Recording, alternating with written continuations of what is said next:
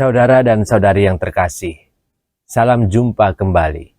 Di video sebelumnya kita belajar tentang peran Roh Kudus atau Roh Kristus yang memampukan kita untuk bersaksi dan memampukan kita untuk menjalankan 5 tugas kita sebagai seorang anggota gereja, yakni koinonia atau persatuan, diakonia atau pelayanan, liturgia atau peribadatan, kerigma atau pengajaran, dan martiria atau kesaksian iman.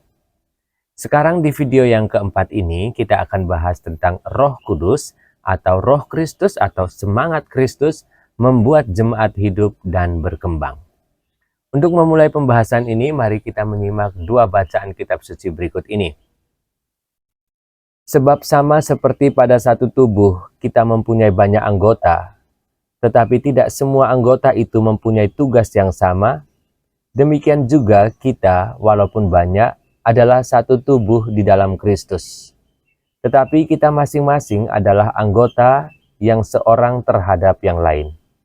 Demikianlah kita mempunyai karunia yang berlain-lainan menurut kasih karunia yang dianugerahkan kepada kita. Jika karunia itu adalah untuk bernubuat, baiklah kita melakukannya sesuai dengan iman kita. Jika karunia untuk melayani, baiklah kita melayani. Jika karunia untuk mengajar, baiklah kita mengajar. Jika karunia untuk menasihati, baiklah kita menasihati. Siapa yang membagi-bagikan sesuatu, hendaklah ia melakukannya dengan hati yang ikhlas. Siapa yang memberi pimpinan, hendaklah ia melakukannya dengan rajin. Siapa yang menunjukkan kemurahan, hendaklah ia melakukannya dengan sukacita. Dan bacaan yang kedua adalah dari surat pertama Rasul Paulus kepada jemaat di Korintus. Ada rupa-rupa karunia tetapi satu roh, dan ada rupa-rupa pelayanan tetapi satu Tuhan. Dan ada berbagai-bagai perbuatan ajaib, tetapi Allah adalah satu yang mengerjakan semuanya dalam semua orang. Tetapi kepada tiap-tiap orang dikaruniakan pernyataan roh untuk kepentingan bersama. Sebab kepada yang seorang roh memberikan karunia untuk berkata-kata dengan hikmat, dan kepada yang lain roh yang sama memberikan karunia berkata-kata dengan pengetahuan. Kepada yang seorang roh yang sama memberikan iman, dan kepada yang lain ia memberikan karunia untuk menyembuhkan. Kepada yang seorang roh memberikan kuasa untuk mengadakan mujizat, dan kepada yang lain ia memberikan karunia untuk bernubuat, dan kepada yang lain lagi ia memberikan karunia untuk membedakan bermacam-macam roh.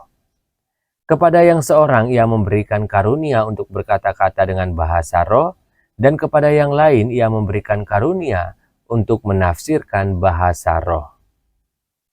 Tetapi semuanya ini dikerjakan oleh roh yang satu dan yang sama, yang memberikan karunia kepada tiap-tiap orang secara khusus, seperti yang dikehendakinya. Saudara dan saudari yang terkasih, dari 2 bacaan tadi kita tahu bahwa Rasul Paulus mengandaikan jemaat itu seperti satu tubuh dengan banyak anggota atau bagian-bagian tubuhnya. Kita semua yang sudah dibaptis adalah satu tubuh Kristus, di mana Kristus adalah kepala dan kita adalah anggota tubuhnya. Seperti tubuh, kita memiliki banyak bagian-bagiannya dengan fungsi yang berbeda-beda. Seperti mata melihat, telinga mendengar, hidung berfungsi untuk mencium, dan masih banyak yang lainnya. Kita juga dalam tubuh Kristus memiliki peran dan fungsi yang berbeda-beda.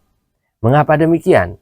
Karena karunia yang kita miliki, yang kita terima dari Tuhan pun berbeda-beda. Talenta, bakat, dan kemampuan yang kita miliki berbeda-beda. Semuanya itu dengan maksud untuk kepentingan bersama. Tidak boleh dipakai untuk kepentingan diri sendiri saja. Dalam 1 Korintus yang kita baca tadi, ada kalimat yang berbunyi, tetapi kepada tiap-tiap orang dikaruniakan pernyataan roh untuk kepentingan bersama. Saudara dan saudari, ada di antara kita memiliki karunia berkata-kata, ada yang bersuara merdu, ada yang bisa bernyanyi, ada yang percaya diri, ada yang pintar membaca, ada yang kreatif bisa membuat lukisan, ada yang bisa merangkai bunga, ada yang bisa memimpin, ada juga yang bisa mengatur keuangan, dan masih banyak karunia yang kita miliki. Coba kita bayangkan kalau semua itu berperan dengan baik, tidak malu, dan kita saling mendukung dalam hal ini. Maka gereja kita menjadi gereja yang meriah, hidup, aktif, dan terlibat. Jika kita jujur dengan diri kita dan berani mengekspresikan bakat yang diberikan Tuhan, maka tidak ada orang yang berdiam diri saja dan hanya menonton dari jauh. Kita semua akan terlibat. Saudara dan saudari yang terkasih, Roh Kudus yang kita terima dalam Krisma memampukan kita untuk keluar dari apa saja yang membatasi kita selama ini.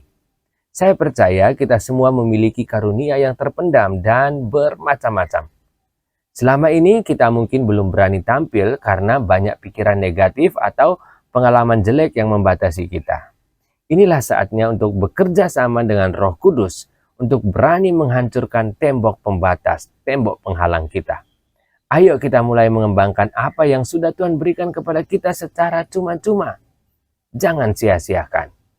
Anda dan saya adalah wajah gereja. Jika kita aktif dan jujur dengan kemampuan kita masing-masing, maka gereja kita akan jadi gereja yang aktif. Ada romo atau tidak ada romo, kita tetap aktif. Saya percaya kita bisa kalau kita mau bekerja sama dengan Roh Kudus. Sebelum mengakhiri video ini, ada 2 pertanyaan untuk kita renungkan. Pertama, karunia apa yang Tuhan titipkan dalam diri saya? Yang kedua, Anda mau aktif di bidang apa dalam gereja kita? Saudara-saudari yang terkasih, gereja membutuhkan Anda. Jangan takut untuk bekerja sama dengan Roh Kudus. Jujurlah dengan kemampuan diri kita dan mintalah kekuatan Roh Kudus untuk keluar dan tampil sesuai dengan kemampuan kita. Jika kita bisa bernyanyi, bernyanyilah. Jika kita bisa memimpin, memimpinlah. Jika kita bisa berkata-kata, berbicaralah demi kebaikan. Jika kita mampu melayani, lakukanlah. Jangan ragu. Anda adalah anggota gereja, Anda adalah wakil wajah gereja. Sampai jumpa di video selanjutnya.